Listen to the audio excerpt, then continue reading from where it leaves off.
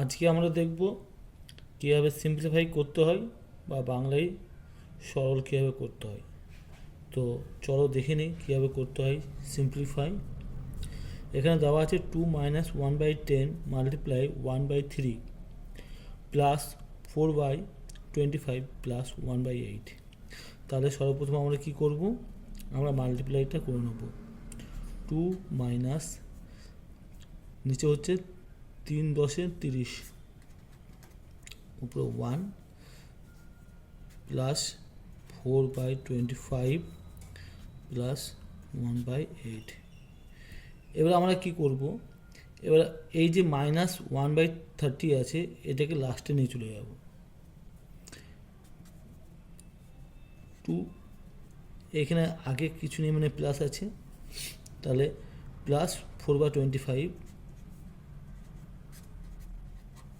Plus 1/8, এটা হবে লাস্টের দিকে নিয়ে যাচ্ছি 1/30। এবার আমরা কি করব, যেটা ভগ্নাংশ যোগ হয় ওটা করে নেবো এখানে। তাহলে 8 × 25, তাহলে কত হচ্ছে 25 × 8 200 হচ্ছে। তাহলে 200 হবে এখানে, এখানে কিছু নেই মানে 1 আছে, তাহলে উপরে দিয়ে গুণ হয়ে যাবে 400 হবে। প্লাস এটা হচ্ছে 8 × 25 = 200, তাহলে 8 দিয়ে উপরে গুণ 4 × 32, এটা আছে 8 নিচে, তাহলে 8 × 25 যেহেতু 200, তাহলে 25 দিয়ে উপরটা গুণ হয়ে যাবে 25 - 30। এবার আমরা কি করব, উপরগুলো যোগ করব।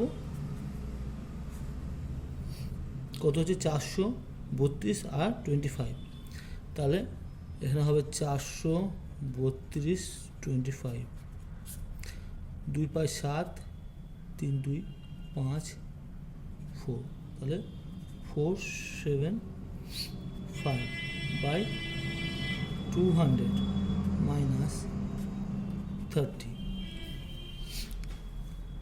তাহলে আমরা আবার এটাকে ভগ্নাংশ করব, সাবট্রাকশন।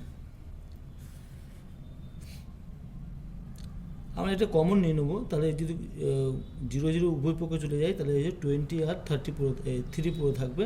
তাহলে আমরা এখানে কত পাবো, 60 পাবো, ঠিক না? 60 পাবো।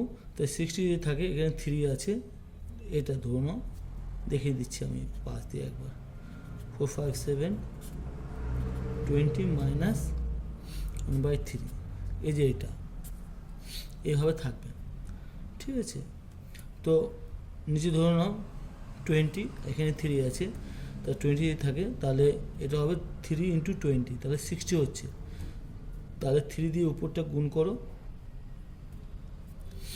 4 5 7 × 3, 3 7 21, 1 3 5 15, 5 15 সরি 3 5 15 16 17 7 হাতের 1 3 4 12 13, তাহলে হবে তোমার 13 7 1, আর এখানটায় হবে তোমার 20, তাহলে 13 7 1 20 এখানে সাবট্রাক্ট করে দেবো আমরা। তাহলে 1 পুরো থাকবে, 5 পুরো থাকবে, 3 পুরো থাকবে, 1 পুরো থাকবে। তাহলে উপরে থাকবে তোমার 1 3 5 1, আর নিচে হবে 60। এবার আমরা কি করব, ভাগ করে দেবো। তাহলে 13 5 1 এটা যাবে তোমার 2 দিয়ে, তাহলে হবে তোমার 120 - 5 1, উপর থেকে নিচে নামবে 1, আবার যাবে 2 দিয়ে, তাহলে 120 - 1 এখানে 30। তাহলে আমরা বাই দিয়ে কি লিখবো, 31, আর নিচে কত আছে 60। তাহলে এখানে অ্যান্সার হবে তোমার